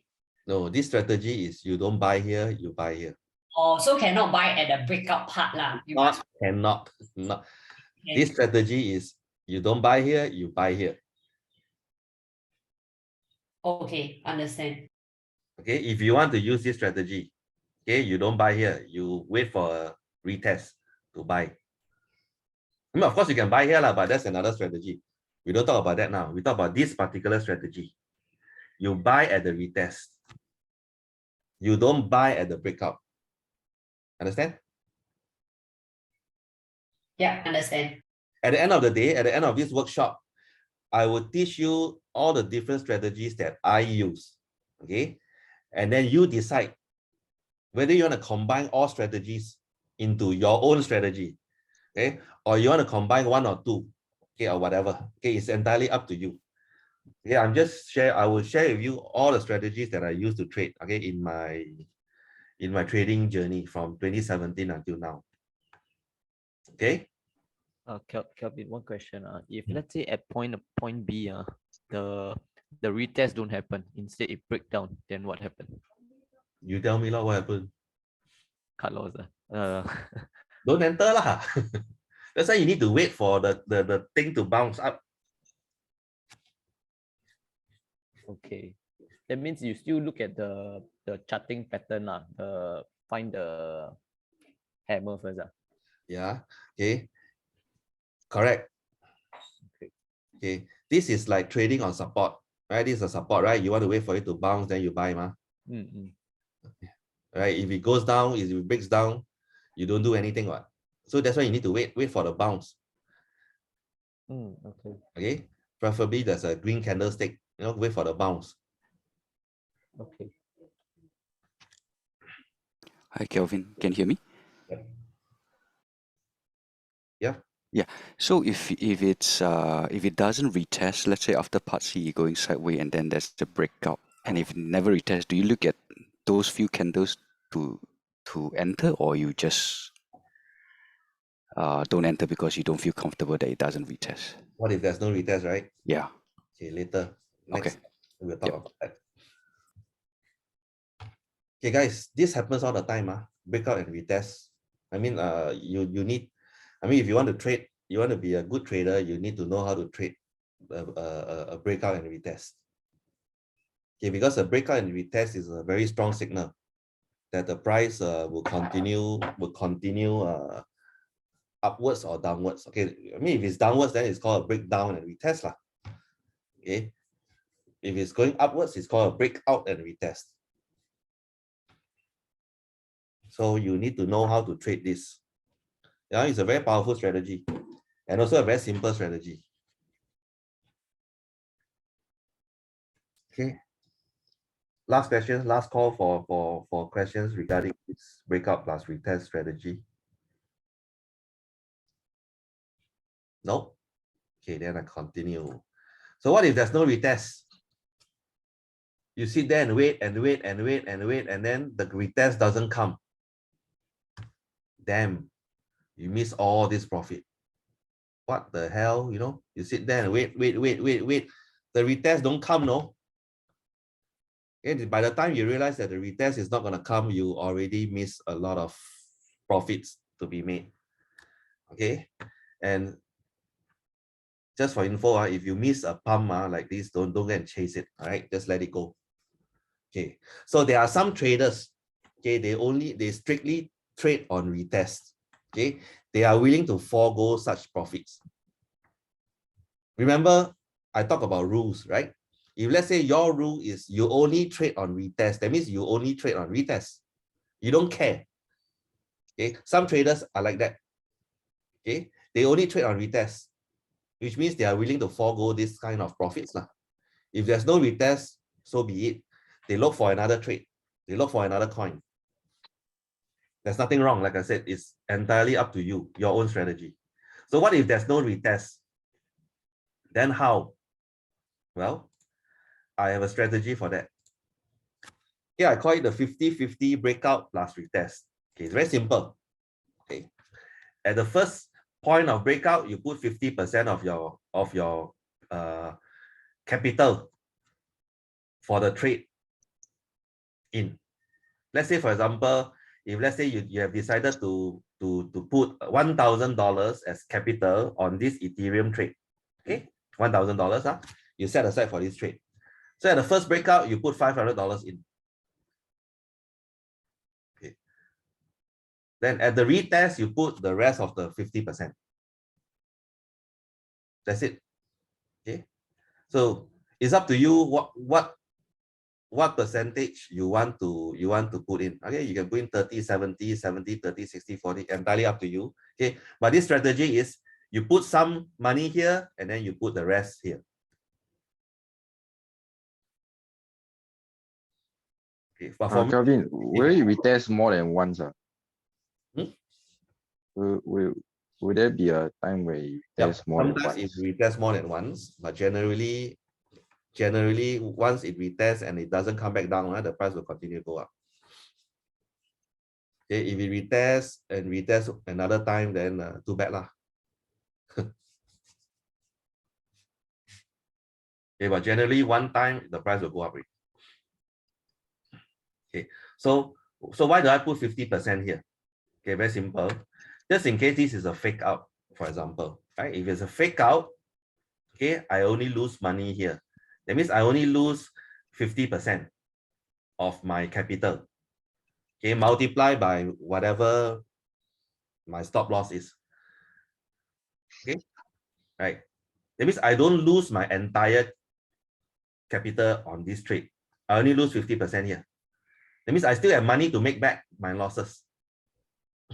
Right? If this is a fake out, let's say it's a fake out, it come back down, hit my stop loss, I lose maybe whatever percent times my 50%. That means I only lose a bit lah. Okay, I don't lose the entire 50% because I have my stop loss. If it's a fake out, so I still have money to play this trade. Okay. Now, if it's not a fake out, how? If there's no retest, how? It just continue to go up. Well, at least I have 50% in the trade. Okay, I still make a lot of money if it continues to go up. There's no retest. So that's why I put 50% here, I put 50% here if there's a retest. Okay, this is what this strategy is all about. Okay, all right. Another example for horizontal resistance. Same thing, breakout 50%, retest 50%, and then boom. Okay, any questions, guys? Questions?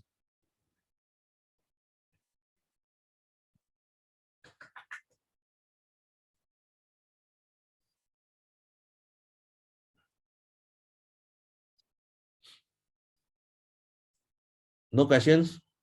Everyone clear how to trade this? Sorry, Kelvin, Michael here. Just now for the previous slide, the one Ethereum one, when we trade on this 50%, what is the stop loss that you put for this 50%? The first one.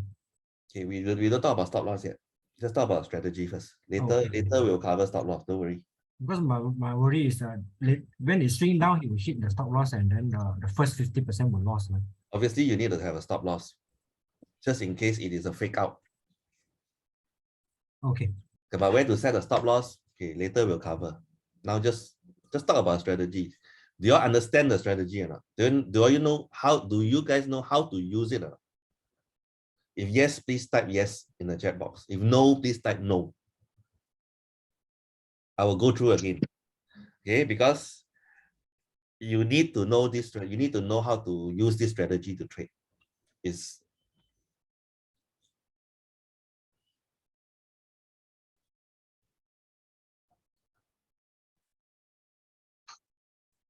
Don't be shy, no. If you don't know, say no, no. I will repeat again until you understand. Because it's important. We'll be trading breakouts all the time because it happens all the time. Right? Right. Prices go down, it goes up again. So if you don't know how to trade breakout, it's like you're handicapped. You're walking with one leg only. Right? So even if you look at this thing here, right? There's also trend lines. Okay, for example, you look at this trend line. If you draw a line down, there's a breakout, right? If you draw a line down here, straight, there's also a breakout. If you draw a line down like that, there's also a breakout. So breakouts and breakdowns happen all the time. Even here, look, if you draw a straight line down, there's a breakout. If you draw a straight line down, there's a breakout. So if you don't know how to trade breakouts or breakdowns, then you're handicapped as a trader. Okay, especially if you want to trade futures.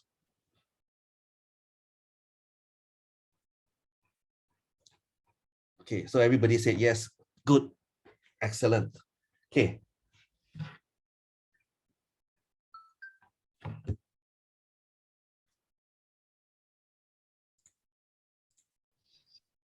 Kelvin, may I ask a question? Yep. Do you set a take profit level? Okay, wait first. Or Okay, take profit later. We'll cover later. Stop loss, take profit, and all that. okay. Okay, just understand the strategy first. Okay, understand how to enter first.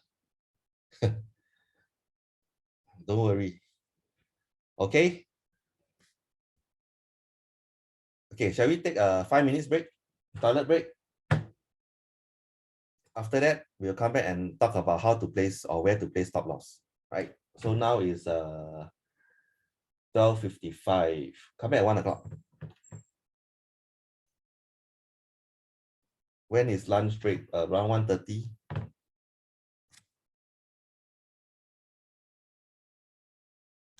Okay, we come back at 1 o'clock. Short toilet break.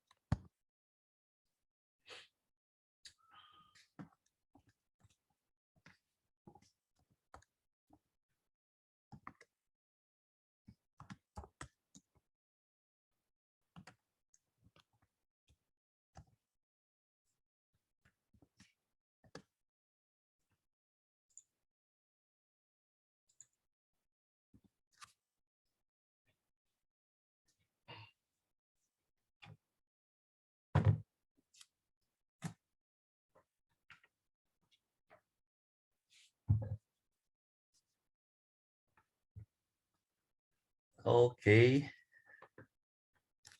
If you are back, please type one in the chat box.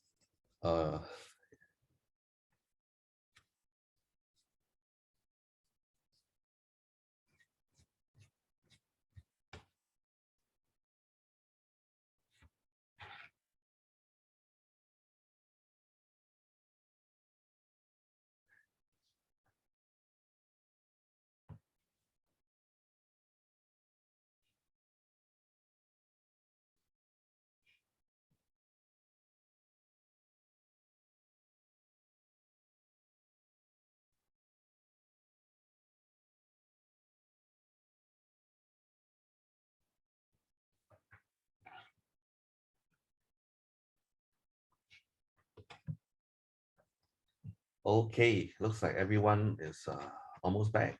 Almost everyone is back. Okay, let's continue. Placing stop loss. Okay, general rule of thumb is to place your stop loss below support levels or previous lows.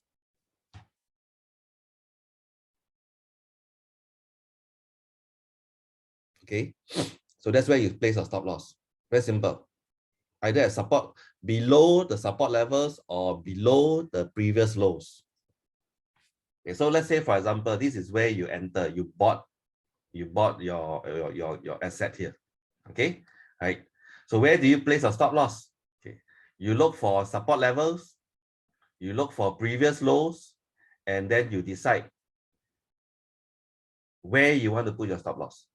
Do you want to put your stop loss here just below the support level, or do you want to put your stop loss below this previous low, or this previous low, or this support level,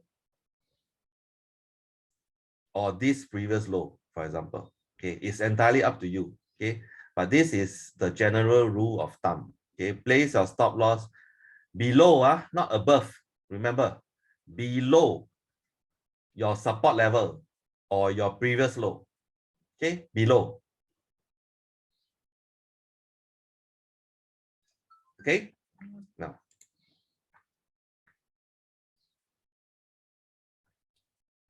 Okay. So, any questions regarding where to place stop loss?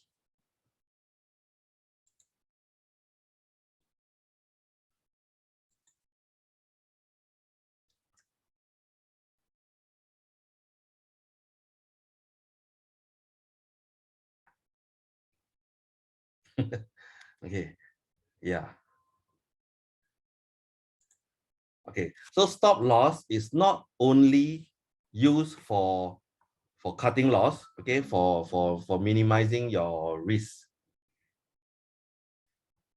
Okay, stop loss. Do you all know that stop loss can also be used to increase your stack of coins if you know how to use it effectively? Do you all know that? If you know that, say yes. If you don't know, say no. Stop loss can also be used to increase your stack of coins if you know how to use it.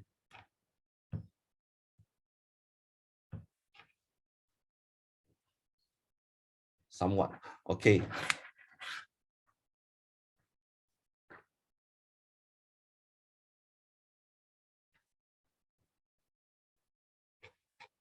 What about the rest? There are like 30 of you. I only see about 10 people answering. How about the rest of the 20 people? Yes or no? What if it gaps down or something? Like it goes much below your stop loss? I beg your pardon? Like what if there is a gap down? Like let's say it opens much below your stop loss level, the next day. In the stock market, you will not experience any gap downs because there's no opening.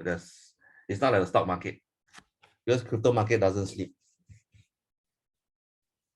Okay, okay. So there's no gap ups or gap downs.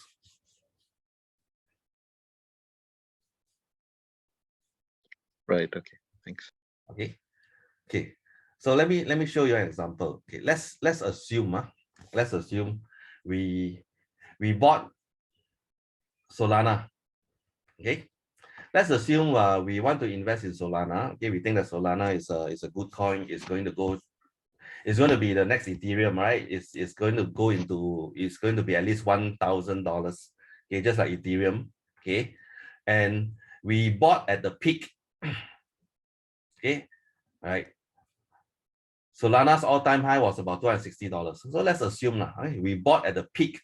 Okay, we bought Solana at $250. Okay, we bought 100 Solana at $250. Okay, we invested $25,000 in Solana at the peak. Okay, we bought 100 Solana. Okay, and then as we know, subsequently the price went down, right? So let's assume after we bought at the peak, okay, we identified a support level here. Okay, we decided to put our stop loss here, okay, at $180. Okay, so what happens is, okay, instead of continuing to go up, the price came down, came down. Okay, hit our stop loss, we got stopped out. Our 100 Solana was sold at $180 because it hit our stop loss. So we have $18,000 back. So out of $25,000, we lost $7,000. Okay, right? But let's assume we still believe in Solana. We still want to buy Solana. Okay, right? We wait for the price to continue to go down to buy at a lower price. Okay, then let's assume again, we make the same mistake again of buying at the top. Okay, most newbies make this mistake. Okay, they buy at the top instead of at the bottom. Okay, so let's assume we make this newbie mistake. We buy at the top again. Okay, we bought, okay, with $18,000, whatever the money that we have.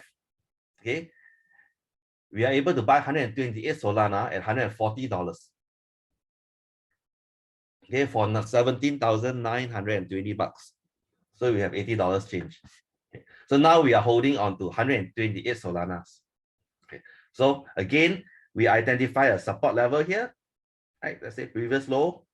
Okay, we put our stop loss here. Okay, and the price, instead of going up, okay, it comes down the moment we buy. Okay. Can I have a show of hands or not? How many of you experienced this kind of things before? When after you buy, the price go down. Me. Right? Yeah, all the time. Yeah. After you buy, the price go down. After you sell, the price go up. Right? Okay. Yeah. So this it happened to me many times before, right? Especially because we are new, right? It happens to newbies all the time because we are new. We don't know what the hell we are doing. So we always buy at the top and sell at the bottom instead of doing the other way around. Okay. So I'm talking about spot, correct, Ali? I'm talking about spot, right? Right, we are buying coins, right? You are buying, you see, bought and sold. Okay, we are talking about spot. So let's say you put a stop loss here. Okay, we bought at the top, we put a stop loss at the previous low. Instead of going up, the price goes down the moment we buy. Okay, and then hit our stop loss at $80. So our 128 Solana got sold at $80. What we have left is $10,240. Out of $25,000 investment, we lost more than half already. We are only left with about 10,000 bucks. Sad, right? Okay, and then we look at the price continue to go down, no? Down, then all the way to here, and then we make the same mistake again. We buy at the top again instead of at the bottom. Okay, because we're newbie, right? So you always buy at the top. Newbies always buy at the top. Okay, the moment we buy, the price go down. Okay, but at this point, we bought Solana at 50 bucks. Okay, we use this $10,000. We are able to buy 204 Solana. Okay, at $10,020, $10,200. Okay, we still got $40 change. Okay. All right, guys. Are you set or not? Okay. These kind of things happen. Are you set? Those who are set, say, please type set. Those who are not set, type happy in the chat box. If you are sad or very sad, you type heart-wrenching, very sad, or sad, all sad.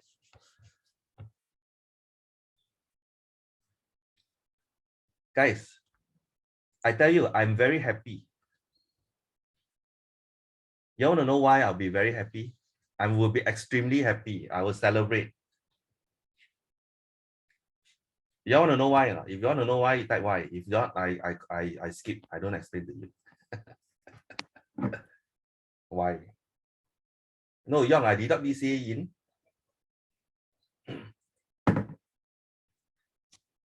Yep, correct. Guys, now I got more coins. Group, guys, boys and girls. Okay. I started with 100 Solana, but now I got double. I got double the number of assets. It's like I started with one house, one property. Now I got two. Will you be happy or not? You started with one house. Now you got two houses. Will you be happy? Guys, now you got double the asset.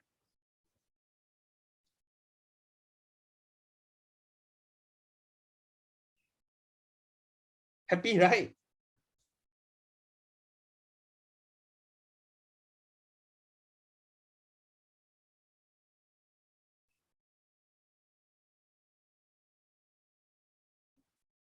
Okay, now you have 200 Solana, and if the price goes back up to $260 or the previous all-time high, right? Would you have made double the money? Would you have doubled your initial investment?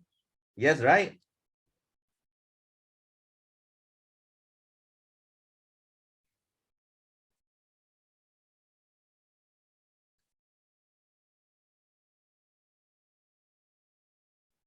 So you see, guys, as we know, okay, in the markets, whether it's stock or crypto, okay, or gold or oil, whatever, okay, as long as the asset is good, eventually it will go back up to its previous all-time high. Am I right?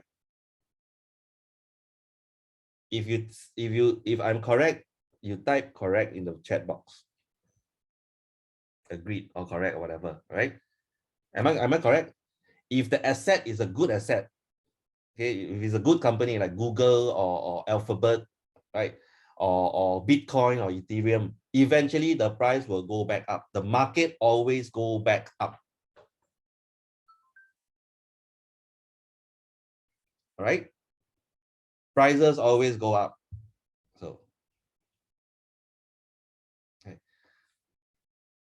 So that is why, okay, this strategy only works if you're holding on to good quality coins or good quality stocks. It's the same thing. Stocks, coins, whatever, gold. Okay. If you use this strategy, right, that means placing your stop loss instead of dollar cost averaging. Seriously, how much money do you have to dollar cost average, right? Imagine if you only have $25,000 and you put everything here, no more. Where got money to dollar cost average? If you don't put stop loss, it's better than DCA, correct? If you don't put stop loss, if the price goes all the way to $30 now, Solana, where are you going to find money to buy at $30? You got no more money because everything is spent here, right? And you would have to wait for it to go back up to $250, then only you break even. And if that U-turn takes 2 years, well, your whole 2 years is wasted, right? But if you have a stop loss, if you use an effective stop loss strategy, okay, right, you will be very happy as the price go down. Why? Because your stack of coins or your number of stocks, if you are buying stocks, is increasing. Because every time you get stopped out, then you got money to buy back at a lower price. Every time you get stopped out, you got money to buy back at a lower price. I want it to drop more. You get what I mean? The lower, the better. Because my coins, in this case Solana, is increasing. Or imagine if you are buying Amazon stock, the price of Amazon crash. Your Amazon stocks are increasing, no? Will you be happy? Yeah. Or your Google stocks, Alphabet stocks. Okay, I don't know what stocks you guys buy now. Okay, anyway, I don't trade in stocks. Okay, but most of you may be even more familiar than me in the stock market. I imagine, your Alphabet stocks or your Google stocks are increasing, no? And you are not putting in any more money, no, guys. You see that? Okay. We are not putting in extra cash. We are not putting in extra funds. This is all we put in, 25K. That's it, no more. Okay. But yet our stack of coins are increasing as the market comes down.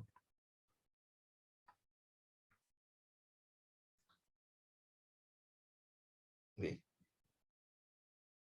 And we don't need, in this case, we don't need for Solana to come back up to $250 to break even. Somewhere here in the middle, right? 100, 140, 150. We break even already.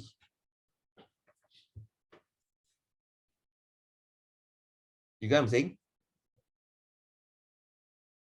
So stop loss, as I said again, is not only used to cut loss or to minimize your loss. Okay, it can be used to increase your stack of coins or your stocks. If let's say you guys are trading in the stock market. So this is how I use stop loss strategy, the stop loss for my portfolio, for the coins that I'm holding. And can you imagine how many coins, how much my stack of coins has increased since the beginning of the year, since this fall? I'm super happy.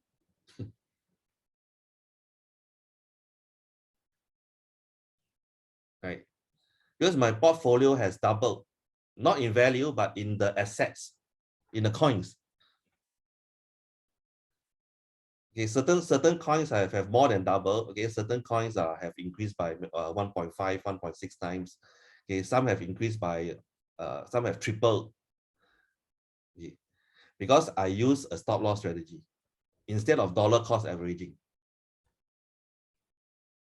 So you can see, guys, you don't have to dollar cost to increase your stack of coins. Just by using a stop loss strategy, you can increase your stack of coins. Now you know, right? Something that that nobody teaches you, nobody taught you before, right? Okay, so if you are building a portfolio, okay, if you're investing in, I don't know, Bitcoin, Ethereum, whatever coins, okay, make sure you have a stop loss strategy. Okay, just in case the price go down further. Okay, there's no guarantee that the Bitcoin price will not go down to 12,000 or 10,000 or 5,000. Okay, there's no guarantee. There's always a possibility. Yeah, Adrian, first time learning this strategy. So powerful, right? Okay. So remember, stop loss, very important. Always have a stop loss. Okay, don't try to be funny.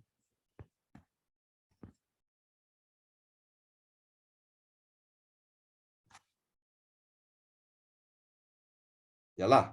The only thing is, this one you got to work more lah. You know, you got to work hard lah. Because every time you get stopped out, you got to go in again. Every time you get stopped out, you got to go in again. Yeah, you got to work. Right? There's no free lunch in the world, okay, guys? Right? But will you be happy or not doing this? Your stack of coins, your number of Bitcoins are increased, even though the market is crashing, and you don't even need to put in extra funds.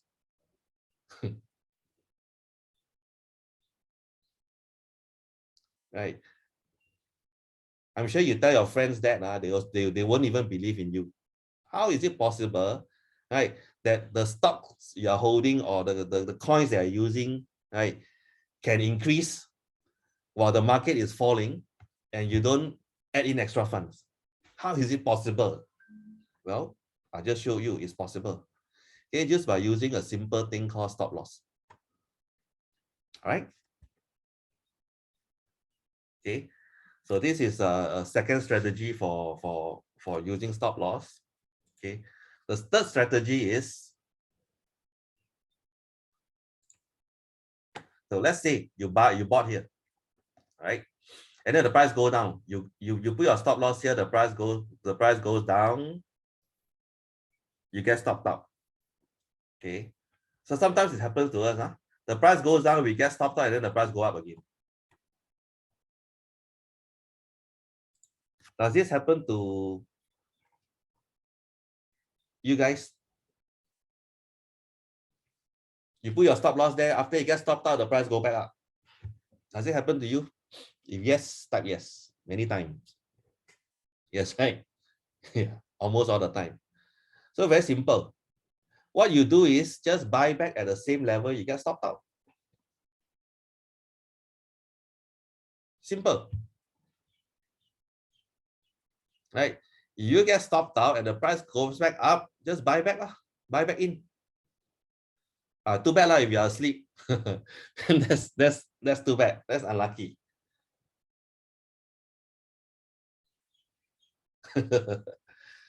So don't trade at night.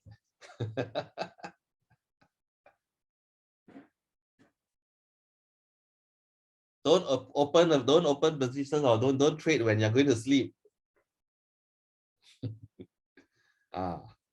Okay. No, I mean, no choice, guys. If let's say you're sleeping and you get stopped out, just too bad. All right. Okay. But this strategy is very simple. Okay. If the price is going back up, just buy back at the same level you get stopped out. Okay. So this the opposite for shorting is the same. Okay. You just do the opposite thing. Just enter back at the level you get stopped out. So don't be afraid to put a tight stop loss. Okay. Very simple. Normally when you guys trade, right, if you have a tight stop loss, okay, you probably get stopped out very fast. Okay, and if the price comes back up, you just enter, just buy back in. Okay, so don't be afraid to put a tight stop loss. Don't be afraid to get stopped out. No, a lot of people, they are afraid to put a tight stop loss because, okay, this is always on their mind. They'll ask, they'll question them, they'll question themselves, what if I get stopped out and then the price go back up again? And that's the reason they don't dare to put a tight stop loss. They put a stop loss that is further away from the entry because they don't want to get stopped out and then the price goes up. But then they don't think, no, what if the price continue to go down and hit their stop loss? They lose more. Am I right? They only think, what if I get stopped out and then the price go up again? If I put a tight stop loss. So I don't put a tight stop loss. I put a further stop loss, a loser stop loss. I put further away. So if you put further away and if the price hits your stop loss, you lose more money. I would rather get stopped out on a tight stop loss. And if the price continue to go down, I just buy back at a lower price. Simple. Just like this example. Imagine this is a very tight stop loss. Right? Imagine I get stopped out. I just buy back at a lower price.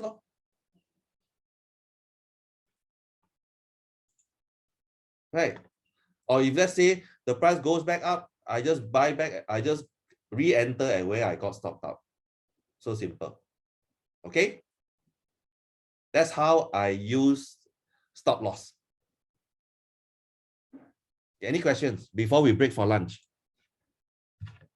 Everyone hungry already? One? Yep. Before.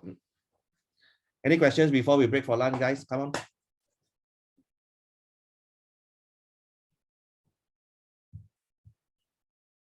On how to use stop loss. Okay, KY, tight stop loss is not referring to 5%.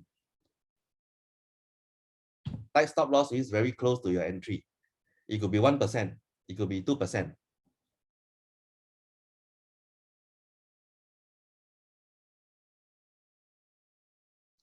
Kelvin, can we use the, what do you call it, stop buy or stop sell, something like that?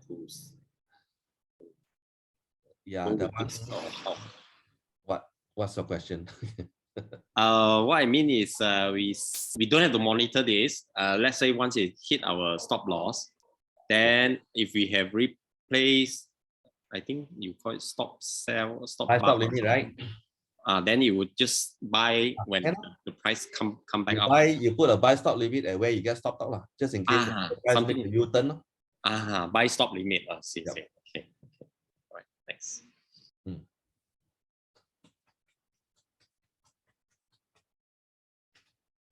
No, not limit order, Adrian. Buy stop limit. Okay, later we'll talk about all these different types of orders in FTX. Okay, but let's focus on the stop loss first. Okay, this strategy. Do you all know how to use stop loss now, guys? If yes, type yes. If no, type no in the chat box. Do you know how to use stop loss now? See, now you are all expert already. Okay, you know something that 90% of the traders out there don't know.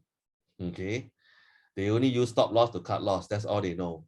Now you all know more than them.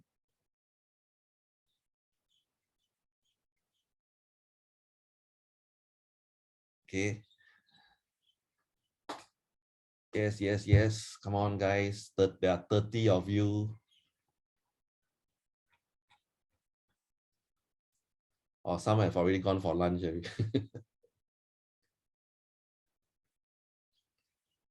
All right. Okay, so now let's break for lunch. What time shall we come back? 2:30 or 2:15? Which one do you all prefer? 45 minutes for lunch or 1 hour? 2:15 or 2:30? Come, type in the chat box. Majority rules. Okay lah, 2:30 looks like most of you want 2:30. Okay, so we come back at 2:30 sharp. All right.